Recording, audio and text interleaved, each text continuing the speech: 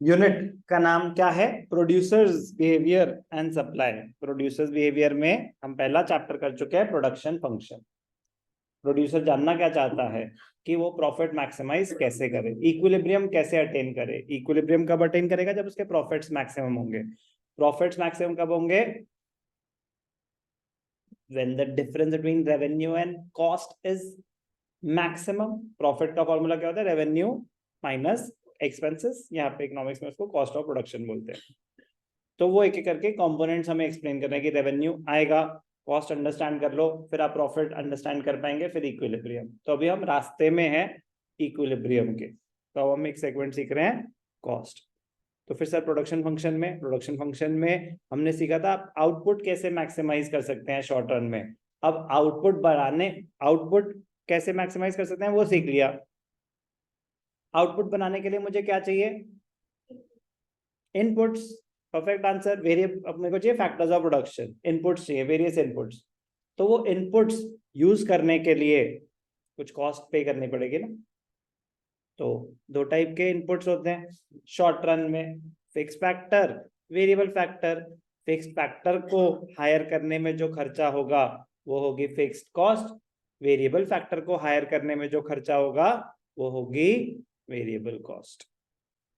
Cost में दिमाग production function से थोड़ा ज्यादा लगेगा, बहुत मजा आएगा। एक्चुअली बहुत मजा आता है। इसके न्यूमेरिकल्स भी बड़े इंटरेस्टिंग है, इसके ग्राफ्स भी बड़े इंटरेस्टिंग है। जैसे प्रोडक्शन फंक्शन था, ये उसका एक लेवल ऊपर है, ठीक है ना। मतलब इस पूरी यूनिट का ये सबसे दिमाग लगाने वाला कॉन्सेप्ट है। मतलब पूरी यूनिट है प्रोड्यूसर्स बिहेवियर एंड सप्लाई, उसमें जो सबसे दिमाग लगाने वाला कॉन्सेप्ट होगा, सबसे इंटरेस्टिंग होगा, सबसे ज्यादा रिलेशनशिप्स होंगी, सबसे ज्यादा ग्राफ्स होंगे, सबसे ज्यादा न्यूमेरिकल्स होंगे, वो कॉस्ट है। So please focus. In the previous chapter, we studied the various concepts and laws related to the behavior of product. A firm uses various inputs, factor inputs like land, labor, capital, and entrepreneurship, and non-factor inputs like raw material to produce various goods and services. Firm has to make payments. यहाँ पे हम focus करेंगे अब जो हम payments करने वाले हैं to the various factors of production. Firm has to make payments for such inputs as they do not come for free. The expenditure incurred on these inputs is known as the cost of production. Since production costs are important in determining a firm's output, we will understand several aspects about firm's cost in this chapter. This comprehensive study will lay the foundation for understanding supply decisions of business firms. So costing is important. Cost of production is important. Meaning of cost. Cost is the total expenditure incurred in producing a commodity. In economics, cost is the sum total of explicit and implicit cost. ध्यान से सुनेंगे, very very important. Cost is the sum total of explicit and implicit cost. ध्यान से देखेंगे, The cost is the sum total of explicit and implicit cost. ध्यान से सुनेंगे, बहुत ज्यादा इंपॉर्टेंट है theoretically.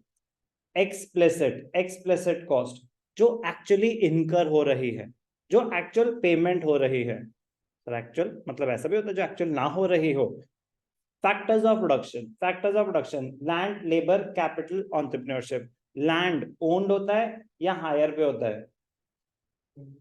रॉन्ग, कुछ भी हो सकता है, कुछ भी हो सकता है, जरूर थोड़ा ना ओन्ड हो। मतलब जिसकी अपनी लैंड नहीं है वो ऑफिस नहीं खोल सकता क्या? वो बिजनेस नहीं रन, बेसमेंट रेंट पे हो सकती है, ओन्ड भी हो सकती है, दोनों हो सकता है। अगर ओन्ड है तो क्या मुझे उसको किसी को रेंट देना पड़ेगा?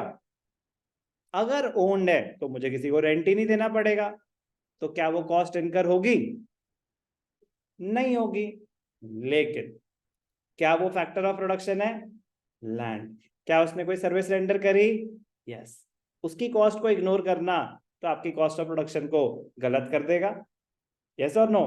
कह रहे लेकिन मैंने तो कोई खर्चा ही नहीं करा, मेरे तो कोई कॉस्ट नहीं हुई। कह रहे भाई साहब अकाउंटेंसी नहीं है ये, इकोनॉमिक्स के पॉइंट ऑफ व्यू से कॉस्ट हुई है। कह रहे कैसे हुई है आप ही बता दो।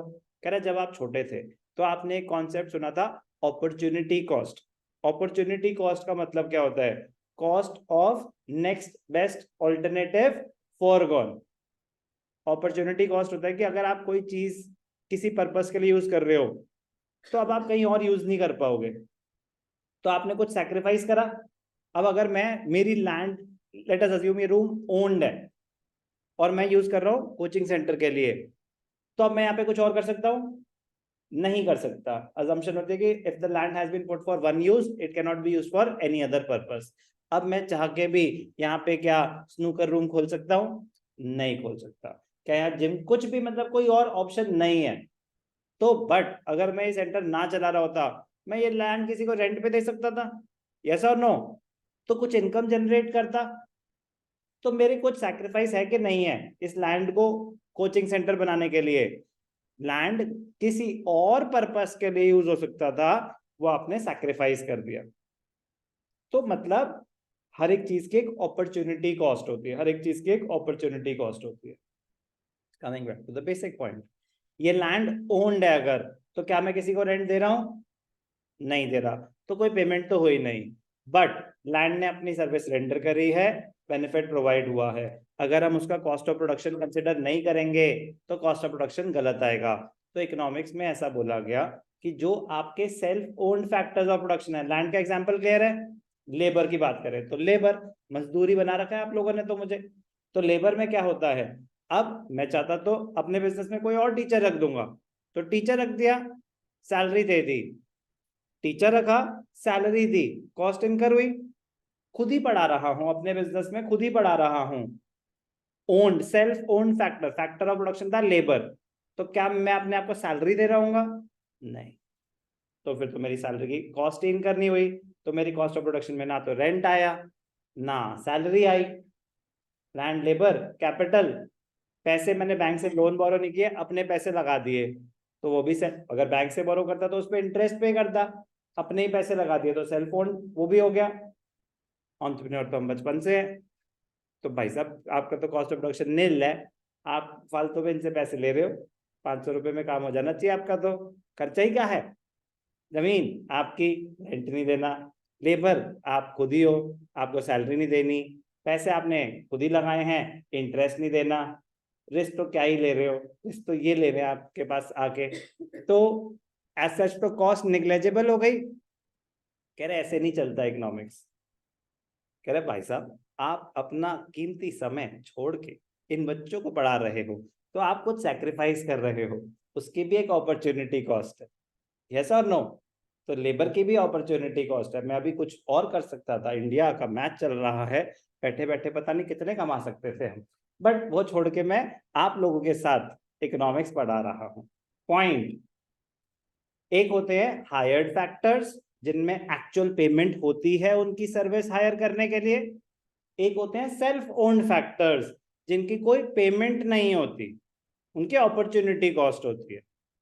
तो इम्प्लिसिट कॉस्ट और एक्सप्लिसिट कॉस्ट ये है। एक्सप्लिसिट जो आप एक्चुअल पेमेंट कर रहे हो, एक्चुअल पेमेंट कब करोगे? जब आप एक्चुअली किसी की सर्विस हायर कर रहे हो। तो अगर लैंड रेंट पे है तो जो रेंट पे हो रहा है वो एक्सप्लिसिट कॉस्ट है, लेकिन सेल्फ ओन्ड है तो उसका जो एस्टिमेटेड रेंट है वो इम्प्लिसिट कॉस्ट है। लेबर आपने एम्प्लॉय रखा, आप उसको एक्चुअली सैलरी दे रहे हो, वो एक्सप्लिसिट कॉस्ट है, और आप खुद ही लेबर सर्विसेज रेंडर कर रहे हो तो वो इम्प्लिसिट कॉस्ट है। कैपिटल आपने कहीं से लोन बोरो किया, उस पर आप इंटरेस्ट पे कर रहे हो, एक्चुअल पेमेंट, वो एक्सप्लिसिट कॉस्ट है। आपने अपने ही पैसे डाले हुए हैं, उसकी एस्टिमेटेड कॉस्ट इम्प्लिसिट कॉस्ट है। और प्रॉफिट तो वैसे ही हमेशा इम्प्लिसिट कॉस्ट होता है। कोई डाउट? समझ आया थोड़ा थोड़ा? एक्सप्लिसिट कॉस्ट अब आप रिलेट कर पाएंगे, it is the actual money expenditure on the inputs और payments made to outsiders for hiring their factor services. For example wages paid to employees, rent paid for hired premises, payment for raw materials, actual money spent। यहाँ keyword क्या है? Actual money expenditure. implicit cost, it is the estimated value, it is the estimated value। आप actual कोई payment तो कर नहीं रहे, तो फिर आपको एस्टिमेटेड वैल्यू निकालनी पड़ेगी of the input supplied by the owners including normal profit. Normal profit और कुछ नहीं, आपका अपॉर्चुनिटी कॉस्ट होता है। क्या होता है? Opportunity cost. For example, estimated interest on own capital, estimated rent on own land, imputed और एस्टिमेटेड एक ही बात होती है। इम्प्यूटेड और एस्टिमेटेड एक कोई गल है।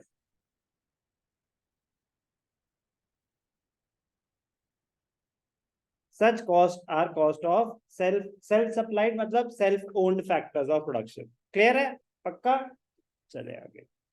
When an entrepreneur uses his own capital, utilizes his own lands, or acts as a manager for his firm by himself, the entrepreneur does not pay any interest. जब अपना ही पैसा लगा रहा है तो बाहर कोई इंटरेस्ट देना पड़ेगा?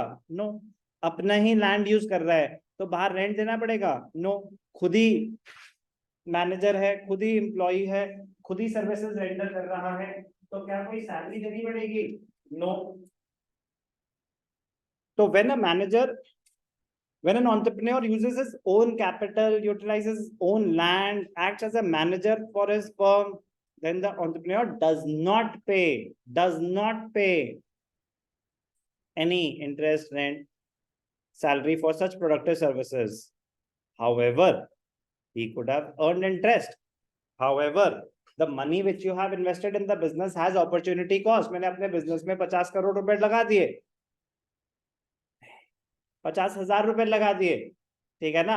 अगर 50,000 रुपए लगा दिए, अरे भाई इनकम टैक्स आपकी भी कोई चीज होती है, 50,000 रुपए लगा दिए अगर बिजनेस में, वो 50,000 रुपए में एफडी भी तो करा सकता था, किसी को लोन दे सकता था, उसमें कुछ और इनकम जनरेट हो सकती थी। यस और नो? बट मैंने वो सैक्रिफाइस करा और बिजनेस में इन्वेस्ट किया, तो अपनी कैपिटल भी एक अपॉर्चुनिटी कॉस्ट के साथ आती है। However, he could have earned interest. Land किसी को रेंट पे दे सकता था, मैं कोई और जॉब कर सकता था। So implicit cost is the cost of such factor services that are supplied by the owner himself. So cost in economics includes both actual expenditure on inputs and the estimated imputed value on the input supplied by the owner. Economic cost of production includes not only the accounting cost is the explicit cost, but also the implicit cost. The sum of explicit and implicit cost is the total cost of a commodity. कोई doubt? Meaning clear है? Sir implicit cost अब खर्चा तो हो नहीं रहा, तो फिर कैलकुलेट कैसे करें? एक्सप्लिसिट तो एक्चुअल रेंट पे कर रहे हो, तो पता चल गया रेंट कितना पे हुआ। आप एक्चुअल किसी को सैलरी दे रहे हो तो पता चल गया सैलरी कितनी दी। एस्टिमेटेड आप इम्प्यूटेड आप इम्प्लिसिट कॉस्ट कैसे निकालोगे? Opportunity cost. Answer is opportunity cost, estimated value. Implicit cost is measured by determining the value of self-supplied factors in terms of their market price. For example, if a doctor has opened a clinic at his home, एक doctor अपना clinic खुद घर पे चला रहा है, अब उस डॉक्टर की क्या होगी?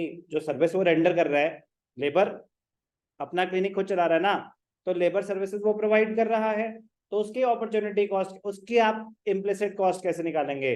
कहते अगर वो यहाँ क्लिनिक नहीं चलाता तो वो किसी हॉस्पिटल में डॉक्टर बन जाता, डॉक्टर तो वो बना हुआ है, किसी डॉक्टर किसी हॉस्पिटल में जाके वो सर्विसेज रेंडर करता, तो उसको सैलरी मिल रही होती। वो जो सैलरी मिल रही होती वो इसने सैक्रिफाइस करी है, वो जो सैलरी मिल रही होती वो इसकी इम्प्लिसिट कॉस्ट है। समझ आई बात? तो इम्प्लिसिट कॉस्ट होती है एस्टिमेटेड वैल्यू, कि भाई साहब ये नहीं कर रहे होते तो आप कितने पैसे कमा रहे होते बेस्ट पॉसिबल सिनेरियो में, next best alternative. So the salary he would have received, so value of the salary will be calculated on the basis of salary that he would receive if he is employed by someone else. कि आप कितने पैसे कमा लेते, वही है फिर आपकी एस्टिमेटेड वैल्यू। ये लैंड अगर मैं यूज कर रहा हूँ या नहीं यूज कर रहा, अगर ये लैंड मैं रेंट पे दे देता तो कितने पैसे जनरेट हो जाते, वही सैक्रिफाइस हो रहा है, वही है इसके एस्टिमेटेड अपॉर्चुनिटी कॉस्ट या implicit cost. Implicit cost is calculated. Why? Very important. Because if such factor, अगर ये land owned नहीं होती तो रेंट पे ही तो। अब मैं कह रहा हूँ कि चलो फॉर एग्जांपल आप बिजनेस कर रहे हो, ध्यान से देखना, बड़ा मजेदार पॉइंट, कि सर क्यों कैलकुलेट कर रहे हैं इम्प्लिसिट कॉस्ट, मैंने किसी को पैसे देने हैं क्या? नहीं। तो चलो ध्यान से देखना, ब्लैंक स्पेस, चलो ब्लैंक तो खैर बहुत जगह है, यहाँ पे ले लेते हैं, ठीक है। तो एक है, कौन है, देव, ठीक है, और एक है देवांश, ठीक है, देव का अंश। अब ध्यान से देखेंगे, आपके अपनी लैंड है, तो रेंट कितना पे कर रहे हो? अबे साले अपनी लैंड है, क्या बोलते हो सर, अब माइंड योर लैंग्वेज। आपकी लैंड है भाई साहब, लैंड आपकी अपनी है, तो अगर लैंड आपकी अपनी है तो किसी को रेंट दोगे क्या?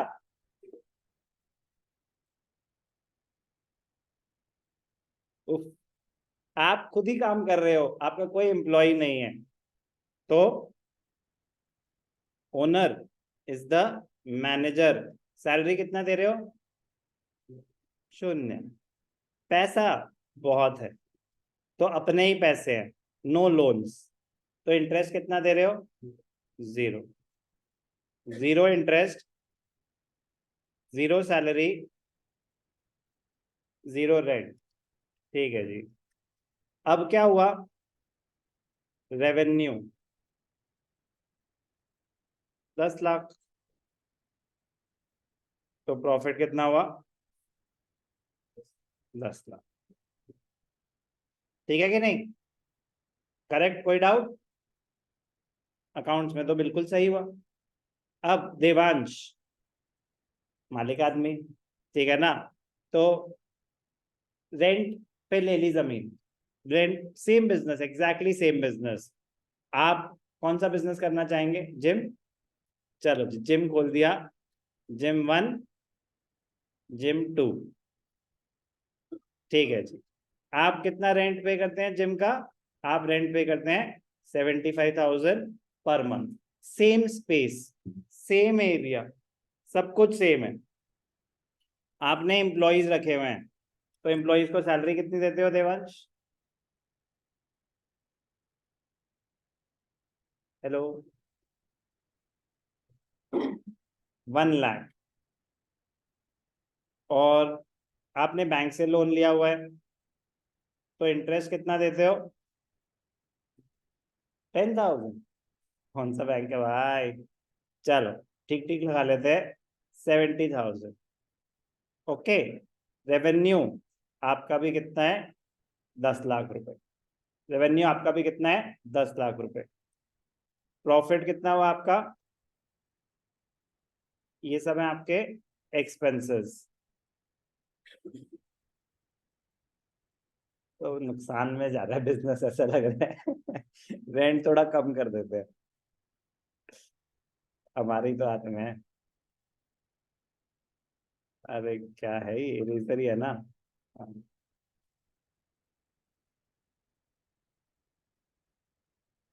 छोड़ो, 5,000 पर मंथ है, ठीक है, तो ये कितना हो गया?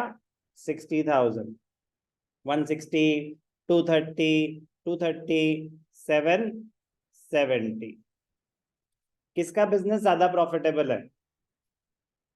शमी का, देव का? ऐसे नहीं बता सकते, क्यों?